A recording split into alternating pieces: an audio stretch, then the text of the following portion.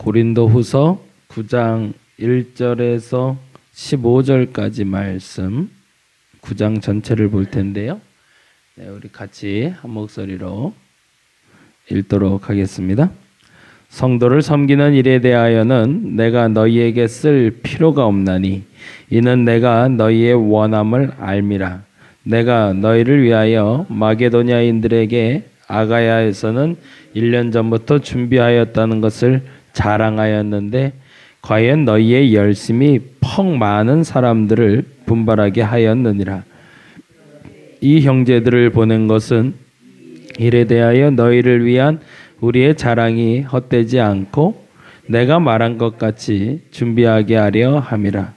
혹 마게도냐인들이 나와 함께 가서 너희가 준비하지 아니한 것을 보면 너희는 고사하고 우리가 이 믿던 것에 부끄러움을 당할까 두려워하노라.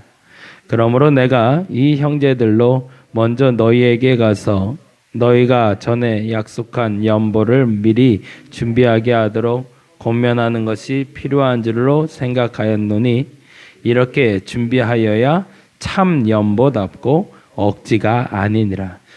이것이 곧 적게 심은 자는 적게 거두고 많이 심는 자는 많이 거둔다 하는 말이로다.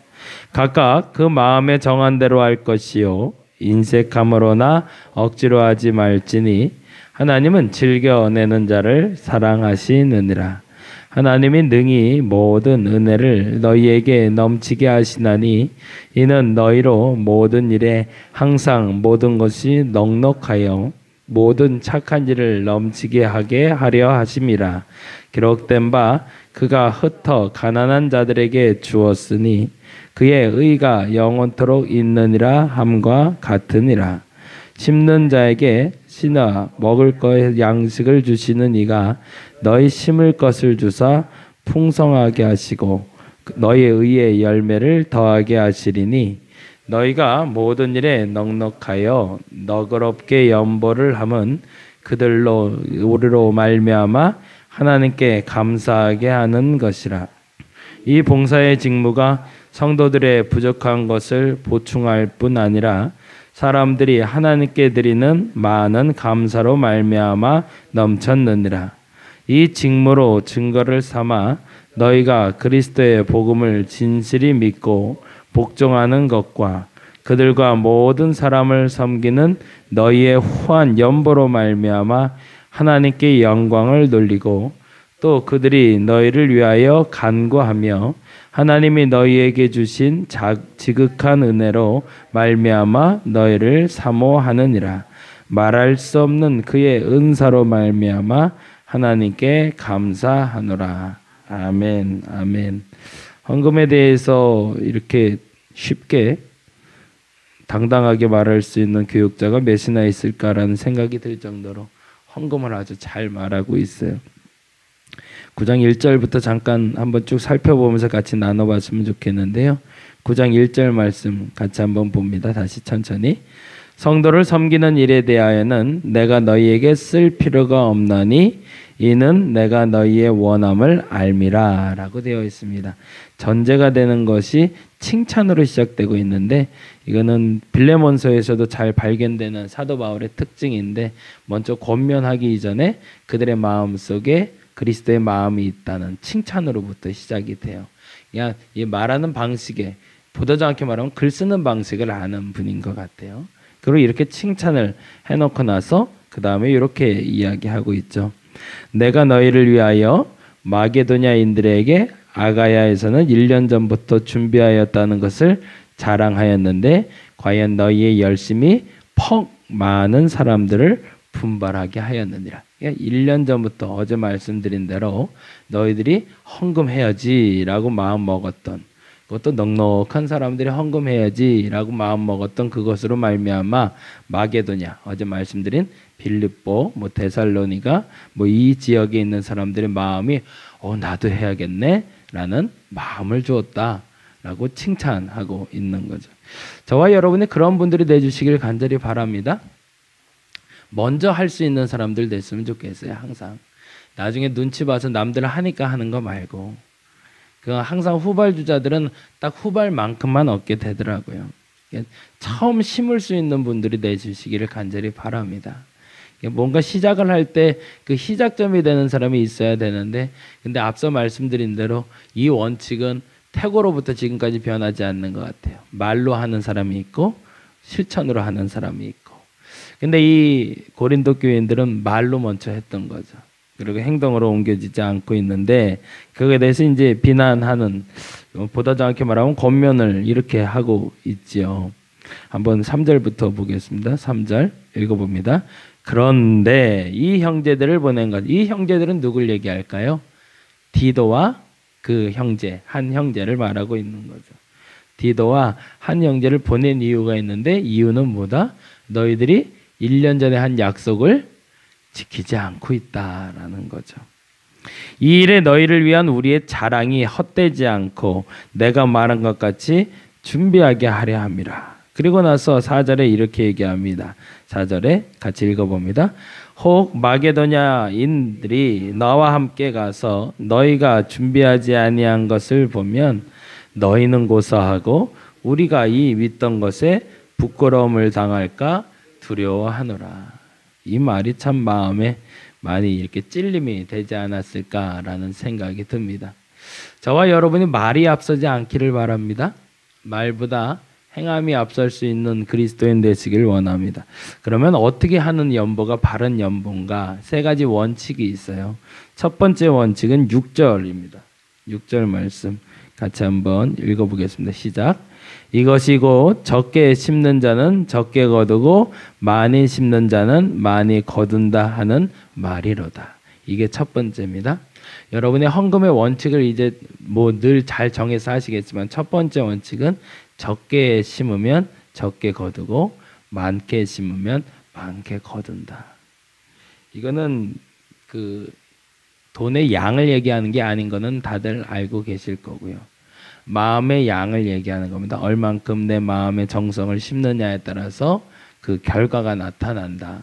그게 첫 번째 솔직한 원칙입니다. 두 번째 원칙이 있죠. 7절 말씀입니다. 같이 읽어봅니다. 각각 그 마음에 정한 대로 할 것이요 인색함으로나 억지로 하지 말지니 하나님은 즐겨내는 자를 사랑한다. 이게 두 번째 원칙. 그러나 많이 하고 적게 하는 것에 대해서 기준을 정할 때 그것이 인색함이나 억지로가 들어가면 그 돈은 빼라. 그게 하등 도움이 안 된다는 거죠. 첫 번째 원칙은 내가 할 수 있는 양만큼 넉넉하게 최대한 많이 하려고 애를 써야 되지만, 그러나 그 양은 기준이 억지로나 아니면 즐겨하지 않는 것으로 할 때는 하나님의 기쁨이 되지 아니한다. 근데 마지막 세 번째가 사실은 더 중요합니다. 세 번째 같이 한번 읽어봅니다. 하나님이 능히 모든 은혜를 너희에게 넘치게 하시나니 이는 너희로 모든 일에 항상 모든 것이 넉넉하여 모든 착한 일을 넘치게 하려 하심이기 때문입니다. 헌금의 사용에 대한 이야기죠. 헌금을 내는 것에 대한 기준이 아까 처음에 두 가지라면 헌금 사용에 대한 기준이 바로 세 번째입니다. 어찌 보면 지금 태고로부터 남아있는 이 법칙 중에 첫 번째와 두 번째 법칙은 불변인 것 같아요. 근데 이 세 번째 법칙이 바뀌어버렸죠. 그래서 교회가 문제가 되는데, 어저께 그 명성교회 비자금 문제가 해결이 됐다고 얘기를 해요. 해결됐다라기보다는 합의를 했답니다. 이제 서로 간에 이제 공론화됐던 이야기들에 대해서 정리를 했는데, 뭐 잘 아시는 대로 김삼환 목사님이 뭐 돈에 욕심을 내실 분은 사실은 아니었던 것 같고, 간략하게 설명을 드리면 그 명성교회에 재무장로님이 5분이 있는데, 재무장로님만. 근데 그분들이 그 잉여된 적립금을 헌금에 대해서 모아놓는 따로 통장을 만들어 놓고 계셨대요. 근데 그 중에 박 장로님이라는 분이 한 20여 년 이제 그 일을 했는데, 그 누적된 돈이 약 한 800억 정도가 됐던 것 같아요. 이제 문제는 뭐냐면 그 800억을, 그 말이 저는 굉장히 명성교회를 보면서 참 좋았었어요. 명성교회가 성전 건축을 안 할 때 계속 그 얘기가 나왔었거든요. 장로님들이 교회는 너무 부흥돼서 사람이 넘치고 앉을 자리도 없는데 교회 짓자. 예, 김삼만 목사님이 그랬다고 얘기했던 것 같아요. 하나님이 마음을 주시지 않는다. 그때까지는 할 수 없다. 그랬더니 그때 이제 장로님들이 했던 얘기가 우린 빚 없이 교회 지을 수 있다. 그러니까 교회 짓자. 그래서 김삼만 목사님이 그랬대. 그래서 더더욱 안 된다. 그랬다고 그랬대. 그거는 공으로 지어지는 것 같고 내가 짓는 것 같아서 그렇게 성전 짓는 거 아니다. 그렇게 원래 시작된 돈이 아마 그 돈으로 알고 있어요. 그래서 이제 원칙적으로 해서 이제 한 800억 정도를 모아놨는데 문제는 이제 정산하는 장로님이 그 장로님이셨나 봐요. 근데 영수증이 누락된 건지 뭐가 누락됐는지 돈이 비기 시작했는데 결산을 했더니 1억 얼마가 비었나 봐요. 800억에 비해서 1억이라는 돈이 그렇게 큰 돈은 아니겠지만 어쨌든 교회 돈이다 보니까 이제 그분에 대해서 이제는 의심이 눈초리가 있었겠죠. 근데 이제 그거를 견디다 못해서 결국에 그분이 유서를 쓰고 목숨을 끊는 일이 발생을 했죠. 그게 이제 2년 전에 있었던 일인데 그 일에 대해서 이제는 김삼만 목사님 그리고 그 재무장로님들 그리고 이제 그 돈의 운용에 대해서 이제 다 이제 탈탈탈탈 털린 거죠, 말 그대로. 그리고 나서 이제 합의를 받고 더 이상은 이제 그것 때문에 논쟁하지 않기로 합의를 받다고 합니다. 교회 내에 재정이 쌓이게 됐을 때에 어떤 일이 벌어지는지를 아주 신랄하게 보여준 기준이 아닌가라고 생각이 들어요. 작년에 여의도 순복음교회 그 재정을 공개를 하셨더라고요. 약 1,300억 정도가 1년 예산으로 잡혀 있는데 그중에 인건비가 한 290억 정도가 들어가고 그리고 복지 그리고 구제 사업에 한 340억 정도를 사용한다라고 그 재무 기준을 발표를 했습니다. 그리고 이러한 기준은 사실은 2007년도에 절에서 봉은사라는 절에서 본인들의 재산을 공개하면서 사실은 본격화되기 시작했어요. 교회의 재산세, 소득세 혹은 말 그대로 세금을 내는 문제에 대해서 공론화된 것이 그때 시작인데 봉은사라는 강남에 있는 절이 조계사라는 조계사 총본사에 있는 재정보다 보다 많은 헌금을 갖고 있는 게 그때 드러났거든요. 그리고 나서 이제 공개적으로 그러니까 이제 그 불교 측에서 재산을 공개하기 시작했고 그에 맞춰서 천주교에서도 매주 각 교회별로 헌금을 공개하게 되었습니다. 근데 아직도 공개하지 않은 단체가 사실은 이제 개신교라. 그래서 이제 그것 때문에 이제 재산 공개 문제라는 이름으로 소득세, 세금 문제가 이제 발의되고 있는데 개인적인 생각에는 이게 투명해질 수 있는 좋은 교도보가 지금 시작되지 않았는가라는 생각이 들어요. 근데 이것 때문에 위축되지 말아야 될 것이 있습니다. 그것이 앞서 말씀드린 두 가지의 원칙입니다. 첫째는 아까 말한 대로 적게 쓰면 적게 거두고 많게 심으면 많게 거둔다는 이 원칙은 성도들이나 교회의 마음에 변하지 말아야 될 겁니다. 이것 때문에 위축되기 시작하면 불법이 다시 시작이 됩니다. 그리고 두 번째는 억지로 하지 말아야 된다라는 거죠. 근데 마지막 세 번째를 이제는 교회가 기록을 해야 된다는 거죠. 착한 일을 위해서 사용돼야 된다. 교회에서 사용되는 모든 헌물은 착한 일을. 근데 이 착한 일이 뭐냐에 대해서 그 다음 절에 다음과 같이 설명하고 있습니다. 같이 한번 볼까요? 9절 말씀입니다. 9절 말씀. 9절, 10절, 11절 말씀 같이 읽어보겠습니다. 기록된 바 그가 흩어 가난한 자들에게 주었으니 그의 의가 영원토록 있으리라 함과 같으니라 라고 시편 112편의 말씀을 인용해서 먼저 설명을 시작하고 있습니다.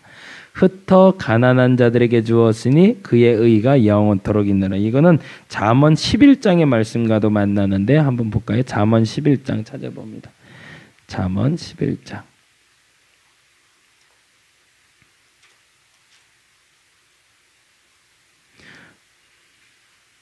잠언 11장 24절 25절 말씀.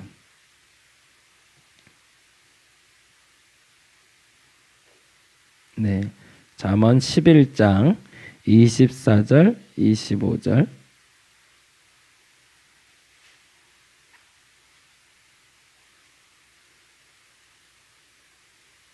찾으셨나요? 네, 같이 한번 읽어보겠습니다. 흩어 구제하여도 더욱 부하게 되는 일이 있나니 과도히 아껴도 가난하게 될 뿐이니라. 구제를 좋아하는 자는 풍족하여질 것이요 남을 윤택하게 하는 자는 자기도 윤택하여지리라. 이게 하나님의 말씀하시는 돈의 법칙입니다. 구제를 좋아하는 자가 풍족해질 수가 있고 구제를 좋아하는 자가 더욱 부하게 되는 방법이 있는데 아껴서 부하게 되는 것이 아니라 썩지 않게 흘려보내는 사람. 교회는 그 일을 하는 것이 착한 일이라는 겁니다. 헌금은 교회 운영을 위해서 사용되는 돈이라기보다 하나님의 일을 위해서 사용돼야 된다는 게 원칙이어야 된다는 거죠. 근데 그 하나님의 일은 구제를 가난한 자에게 공급하는 일에 우선을 두어야 된다는 겁니다. 그리고 나서 고린도 후서로 다시 한번 넘어올까요? 고린도 후서 다시 한번 보겠습니다. 그래서 9절 말씀에 흩어 가난한 자들에게 주는 것이 착한 일이라고 얘기하고요. 그리고 10절 말씀 같이 읽어봅니다.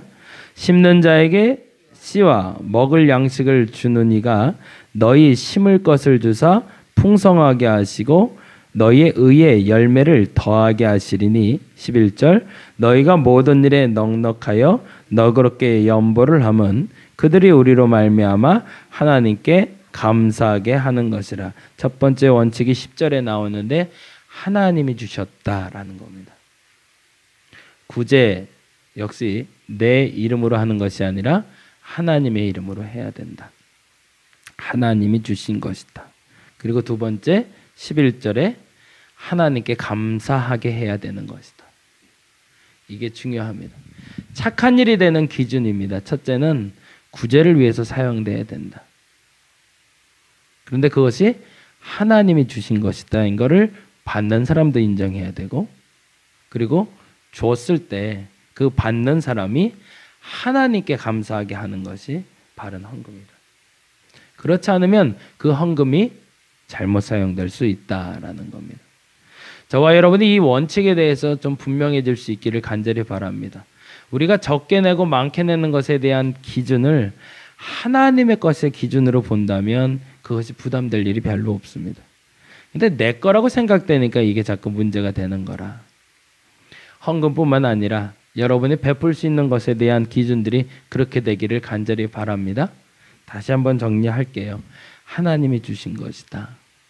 그리고 그 돈이 운영되는 곳에서 마지막 결론적인 단어는 하나님께 감사가 나와야 된다. 그렇지 않고 내 이름이 드러나게 된다면 그것은 잘못된 것이라 여기고 회개할 수 있는 저와 여러분이 되기를 간절히 바랍니다. 그런 사람에게는 어떻게 하신다고요? 더욱더 부요하게 하시고 더욱더 풍요롭게 해주신다는 겁니다. 이 원칙이 불변이 돼서 교회가 건강해지고 여러분의 삶이 윤택해지는 복이 있기를 간절히 바랍니다. 기도하겠습니다. 하나님이 주시는 겁니다. 하나님께 감사하는 겁니다. 모든 물질의 운용의 원칙이 이 원칙을 깨지 말게 하여 주옵소서.